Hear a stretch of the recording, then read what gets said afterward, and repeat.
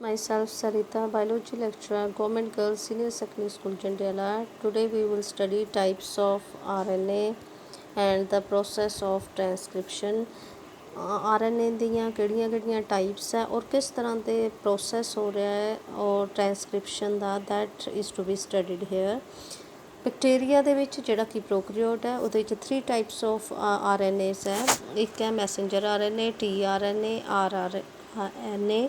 ਸੋ ਪਹਿਲਾਂ ਅਸੀਂ ਗੱਲ ਕਰਾਂਗੇ ਮੈਸੇਂਜਰ RNA ਦੀ। ਮੈਸੇਂਜਰ RNA ਮੀਨਸ ਕਿ ਮੈਸੇਜ ਕੈਰੀ ਕਰਨੀ ਹੈ from the DNA to the ribosomes. Ribosomes they are present in the cytoplasm ਹੈ ਔਰ DNA ਹੈ ਨਿਊਕਲੀਅਸ ਦੇ ਵਿੱਚ। DNA can not come out of the nucleus. ਉਹਨੂੰ ਆਪਣੀ ਇਨਫੋਰਮੇਸ਼ਨ ਮੈਸੇਂਜਰ RNA ਨੂੰ ਦੇਣੀ ਹੈ ਔਰ messenger RNA will come out from the nucleus and they will reach the ribosomes ਔਰ ਉੱਥੇ ਜਾ ਕੇ ਪ੍ਰੋਟੀਨ ਸਿੰਥੇਸਿਸ ਹੋਣੀ ਹੈ। Therefore, the main function of messenger RNA is to carry message from the DNA to the ribosomes for the production of proteins. ਹੁਣ ਦੂਸਰਾ RNA ਹੈ tRNA, that means transfer RNA. Transfer RNA ਨੂੰ ਅਸੀਂ carry ਜਾਂ transfer RNA ਉਹ means to ਇਹਨਾਂ ਦਾ ਕੰਮ ਕੀ ਹੈ ਕਿ ਕੈਰੀ ਕਰਦੇ ਆ ਅਮਾਈਨੋ ਐਸਿਡਸ ਨੂੰ ਔਰ ਜਿਹੜੀਆਂ ਅਮਾਈਨੋ ਐਸਿਡਸ ਹੈ ਜੁਆਇਨ ਕਰਕੇ ਫੋਰਮ ਕਰਦੀਆਂ ਪ੍ਰੋਟੀਨਸ ਨੂੰ ਦੇ ਟ੍ਰਾਂਸਫਰ ਉਹ carry amino acids to the ribosomes. Ribosomes ਜਿਹੜੇ ਕਿ ਸਾਈਟੋਪਲਾਜ਼ਮ ਦੇ ਵਿੱਚ ਪਏ ਹੋਏ ਹੈ ਉਹਨਾਂ ਦੇ ਕੋਲ ਅਮਾਈਨੋ ਐਸਿਡਸ ਨੂੰ ਲੈ ਕੇ ਆਉਣਾ, ਇਹ ਕੰਮ ਹੈ tRNA ਦਾ। ਸੋ rRNA ਇਹ ਥਰਡ ਟਾਈਪ ਹੈ RNA ਦਾ। ਇਹ ਪ੍ਰੈਜੈਂਟ ਹੈ ਇਨ ਦਾ ਰਾਈਬੋਸੋਮਸ। ਜੇ ਅਸੀਂ ਰਾਈਬੋਸੋਮਸ ਦੇ ਅੰਦਰ ਦੇਖਾਂਗੇ ਇਸ ਤਰ੍ਹਾਂ ਇਹਦੇ ਅੰਦਰ ਜਿਹੜਾ rRNA ਹੋਏਗਾ। ਐਕਚੁਅਲ ਪ੍ਰੋਸੈਸ ਆਫ ਜਿਹੜਾ ਟ੍ਰਾਂਸਕ੍ਰਿਪਸ਼ਨ ਹੈ is carried out by the RNA।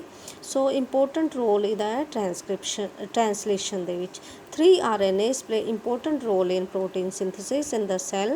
Messenger RNA provide template, ਇੱਕ ਟੈਂਪਲੇਟ ਦਾ ਕੰਮ ਕਰਦਾ ਹੈ ਮੈਸੇਂਜਰ RNA, ਜਿਸ ਤੋਂ ਇਨਫੋਰਮੇਸ਼ਨ ਜਿਹੜੀ DNA ਤੋਂ ਆਈ ਹੈ ਉਹ ਰੀਡ ਕੀਤੀ ਜਾਂਦੀ ਹੈ ਔਰ ਉਹਦੇ ਅਕੋਰਡਿੰਗ ਹੀ ਅਮਾਈਨੋ ਐਸਿਡਸ ਤਿਆਰ ਕੀਤੀਆਂ ਜਾਂਦੀਆਂ।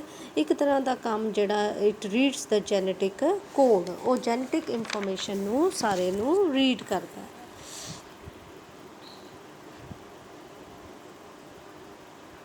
ਸੋ ਜਿਹੜੀ ਇਨਫੋਰਮੇਸ਼ਨ ਆਈ ਹੈ from DNA by the messenger RNA, it is read by the tRNA ਔਰ ਉਹਦੇ ਅਕੋਰਡਿੰਗ ਹੀ ਉਹ ਅਮਾਈਨੋ ਐਸਿਡਸ ਨੂੰ ਲੈ ਕੇ ਆਉਂਦਾ ਹੈ। Now the next is rRNA. rRNA plays a structural and catalytic role play करता है और मीन्स कैटालिटिक रोल ਅਸੀਂ ਇਸ ਕਰਕੇ ਕਿਹਾ ਹੈ ਕਿਉਂਕਿ ਇਹ ਕੈਟਾਲਾਈਜ਼ ਕਰਦਾ ਹੈ ਰਿਐਕਸ਼ਨਸ ਨੂੰ, ਮੀਨਸ ਸਪੀਡ ਅਪ ਦਾ ਰਿਐਕਸ਼ਨਸ ਹੈ। ਦੇਰ ਇਜ਼ ਅ ਸਿੰਗਲ ਐਂਜ਼ਾਈਮ ਇਹਦੇ ਵਿੱਚ ਯੂਟੀਲਾਈਜ਼ ਕੀਤੀ ਜਾਂਦੀ ਹੈ, that is DNA dependent RNA ਪੋਲੀਮਰੇਜ਼। DNA dependent ਕਿਉਂ? ਕਿਉਂਕਿ DNA ਦੇ ਉੱਪਰ ਡਿਪੈਂਡ ਕੀਤੀ, DNA ਤੋਂ RNA ਦੀ ਫੋਰਮੇਸ਼ਨ ਹੋਈ ਹੈ and therefore it is known as DNA dependent RNA polymerase. ਔਰ ਇਹ ਕੈਟਾਲਾਈਜ਼ ਪੂਰੀ ਕਰਦੀ ਹੈ ਟ੍ਰਾਂਸਕ੍ਰਿਪਸ਼ਨ। ਔਰ ਜਿਹੜੇ 올 ਦਾ 3 ਸਿੰਗਲ ਐਂਜ਼ਾਈਮ ਹੈ ਜਿਹੜੀ RNA ਪੋਲੀਮਰੇਜ਼, DNA ਡਿਪੈਂਡੈਂਟ RNA ਪੋਲੀਮਰੇਜ਼ ਇਨ ਬੈਕਟੀਰੀਆ, ਇਸ ਤੋਂ 올 3 ਟਾਈਪਸ ਦੇ RNAs ਫੋਰਮੇਸ਼ਨ ਹੁੰਦੇ ਆ, that is messenger RNA, tRNA and rRNA। So here RNA polymerase ਜਿਹੜੀ ਹੈ binds to the promoter region. Promoter ਜਿਹੜਾ ਕਿ ਟ੍ਰਾਂਸਕ੍ਰਿਪਸ਼ਨ ਯੂਨਿਟ ਦਾ ਪਹਿਲਾ ਪਾਰਟ ਹੈ, ਦੈਟ ਇਜ਼ ਦਾ ਪ੍ਰਮੋਟਰ, ਉੱਥੇ ਜਾ ਕੇ ਇਹ ਬਾਈਂਡ ਕਰ ਜਾਂਦੀ ਹੈ ਔਰ ਇਨੀਸ਼ੀਏਟ ਕਰ ਦਿੰਦੀ ਹੈ ਟ੍ਰਾਂਸਕ੍ਰਿਪਸ਼ਨ, ਜਿਹਨੂੰ ਅਸੀਂ ਕਹਿੰਦੇ ਹਾਂ, ਇਸ ਪ੍ਰੋਸੈਸ ਨੂੰ ਕਹਿੰਦੇ ਹਾਂ ਇਨੀਸ਼ੀਏਸ਼ਨ।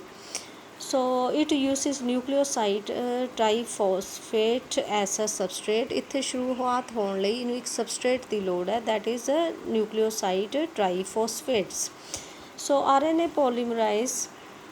polymerase enzyme ਹੈ, it will move forward, ਉਹ ਇਸ ਤਰ੍ਹਾਂ ਮੂਵ ਫੋਰਵਰਡ ਕਰੇਗੀ ਔਰ ਬ੍ਰੇਕ ਦਾ ਬੌਂਡਸ, ਔਰ ਬੌਂਡਸ ਨੂੰ ਬ੍ਰੇਕ ਕਰੇਗੀ ਜਿਹੜੇ ਹਾਈਡਰੋਜਨ ਬੌਂਡਸ ਹੈ। ਐਂਡ ਵੈਨ ਇਟ ਪਾਸਿਸ, ਜਿੱਦਾਂ ਜਿੱਦਾਂ ਇਹਦੇ ਵਿੱਚੋਂ ਪਾਸ ਕਰ ਰਹੀ ਹੈ ਔਰ ਜਿਹੜੇ ਪਿੱਛੇ ਬੌਂਡਸ ਰਹਿ ਜਾਂਦੇ ਆ ਦੇ ਵਿਲ ਬੀ ਰੀਯੂਨਾਈਟਿਡ, ਉਹ ਫਿਰ ਨਾਲ ਨਾਲ ਆਪਸ ਵਿੱਚ ਯੂਨਾਈਟ ਕਰ ਜਾਣਗੇ। ਸੋ ਇਹਦੇ ਵਿੱਚ ਜਿਹੜਾ ਰੂਲ ਆਫ ਕੰਪਲੀਮੈਂਟਰੀ ਮੀਨਸ ਕਿ ਜਿਹੜਾ ਬੇਸਿਸ ਦੀ ਕੰਪਲੀਮੈਂਟਰੀ ਦਾ ਰੂਲ ਹੈ ਦੈਟ ਇਜ਼ ਕੈਰੀਡ ਆਊਟ ਔਰ ਉਹ ਬੇਸ ਪੇਅਰਸ ਉਸੇ ਤਰ੍ਹਾਂ ਪੇਅਰ ਕਰਦੀਆਂ according to the complementary nature. Now the next is here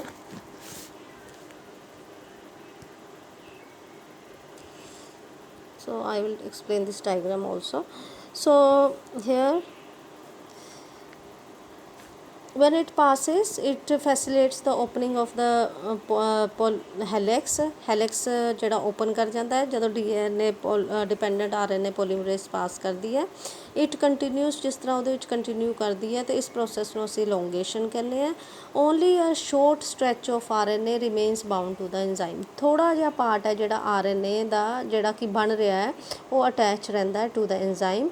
once the polymerase reaches the terminator region, ਜਦੋਂ ਉਹ ਐਂਡ ਤੱਕ ਪਹੁੰਚ ਜਾਂਦੀ ਹੈ ਟਰਮੀਨੇਟਰ ਰੀਜਨ ਦੇ ਵਿੱਚ, ਤੇ ਉੱਥੇ ਜਾ ਕੇ ਜਿਹੜਾ RNA polymerase also falls down, as well as also the messenger RNA also falls down.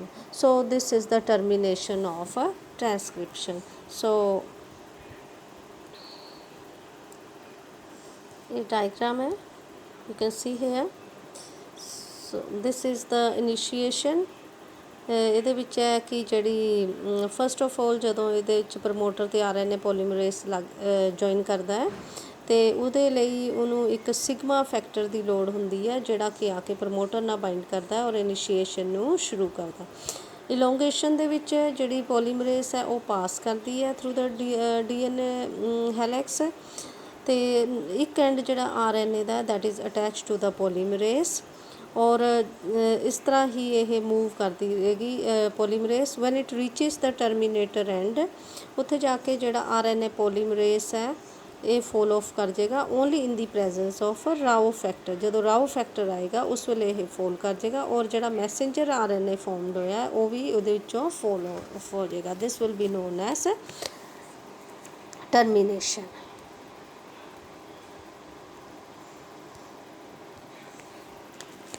So RNA polymerase is only capable of catalyzing the process of elongation. RNA polymerase for short time it combines with the initiation factor as well as the termination factor.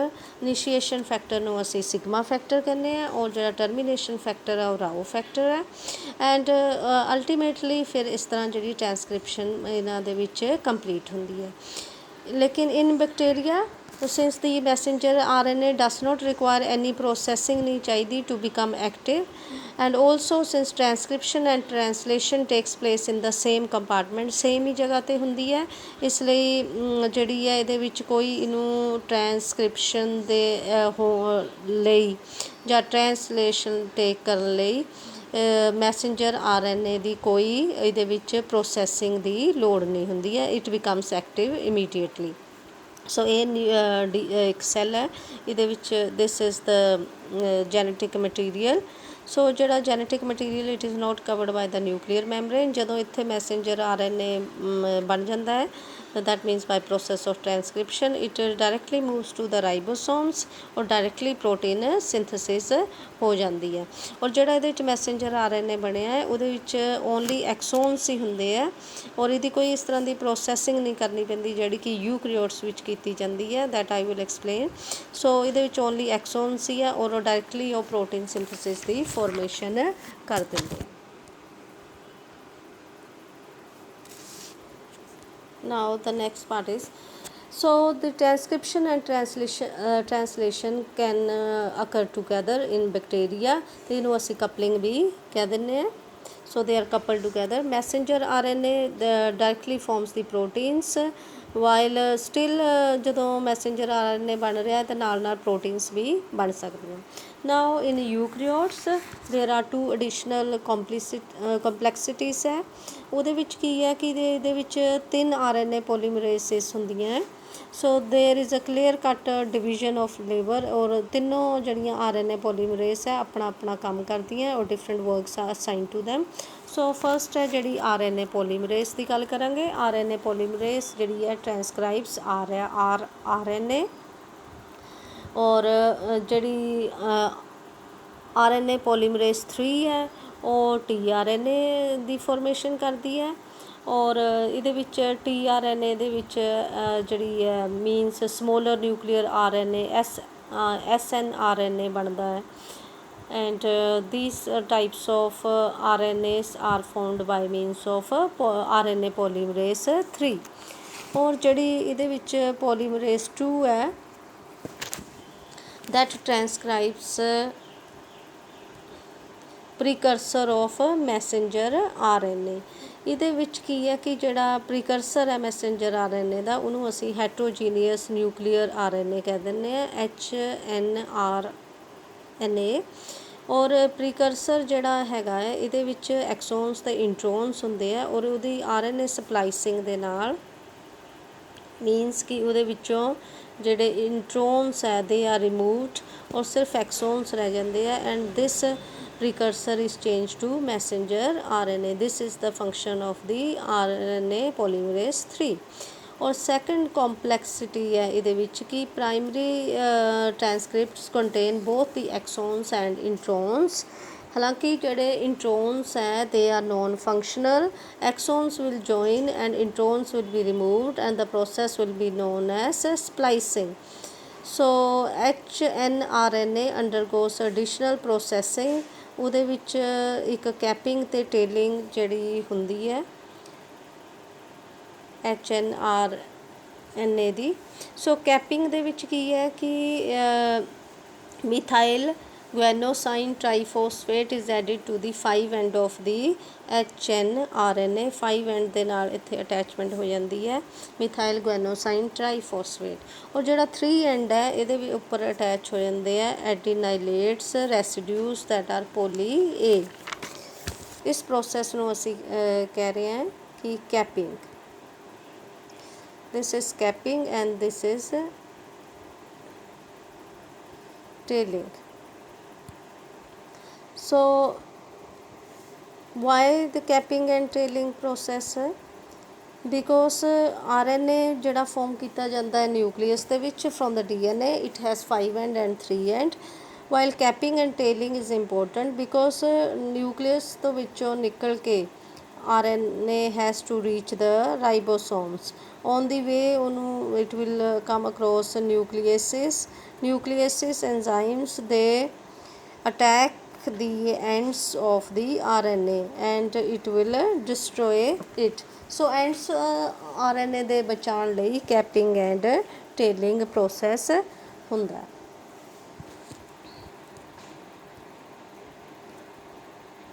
now this shows the process of transcription in eukaryotes। so this is messenger RNA। ਇਹਦੀ 5 end ਤੇ capping ਹੋ ਜਾਂਦੀ ਹੈ ਔਰ 3 end ਤੇ ਇਹਦੀ ਜਿਹੜੀ ਹੈ ਟੇਲਿੰਗ। ਸੋ ਟੇਲਿੰਗ ਦੇ ਵਿੱਚ ਪੋਲੀ ਐਡੀਨਾਈਲੇਸ਼ਨ ਪੋਲੀ A ਟੇਲ ਕਿਹਾ ਜਾਂਦਾ ਹੈ ਔਰ ਜਿਹੜੀ ਮਿਥਾਈਲ ਗੁਆਨੋਸਾਈਨ ਟ੍ਰਾਈਫੋਸਫੇਟਸ ਹੈ ਉਹ 5 end ਤੇ ਹੋ ਜਾਂਦੇ ਆ। ਉਹਦੇ ਵਿੱਚੋਂ ਸਾਰੇ ਇੰਟਰੋਨਸ ਜਿਹੜੇ ਆ ਰਿਮੂਵ ਹੋ ਜਾਂਦੇ ਆ ਬਾਈ RNA ਸਪਲਾਈਸਿੰਗ ਔਰ ਜਿਹੜੀ ਓਨਲੀ ਦੈਨ ਐਕਸੋਨਸ ਰਹਿ ਜਾਂਦੇ ਆ that will form the messenger RNA। Now what is the difference in the process of transcription in eukaryotes and prokaryotes?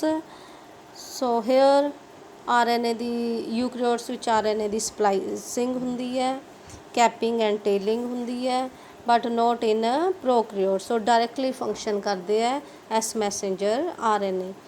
now the main important point is that कि ਜਿਹੜੀ split genes है interrupted genes है they are containing exons and introns ਜਿਹੜਾ ਕਿ ਇੱਕ ancient feature है। also the presence of introns ਜਿਹੜੇ ਹੈ messenger RNA ਦੇ ਵਿੱਚ is represents reminiscent of antiquity means कि ਇਹ ਸਾਨੂੰ ਯਾਦ ਦਿਲਾਉਂਦੇ ਆ ਔਰ ਰਿਮੈਂਬਰ ਕਰਵਾਉਂਦੇ ਆ the old genome means coffee species ਦੇ ਵਿੱਚ ਕਾਫੀ means from generations there is presence of introns although they are non-functional and the process of splicing also represents the dominance of RNA world। so thank you।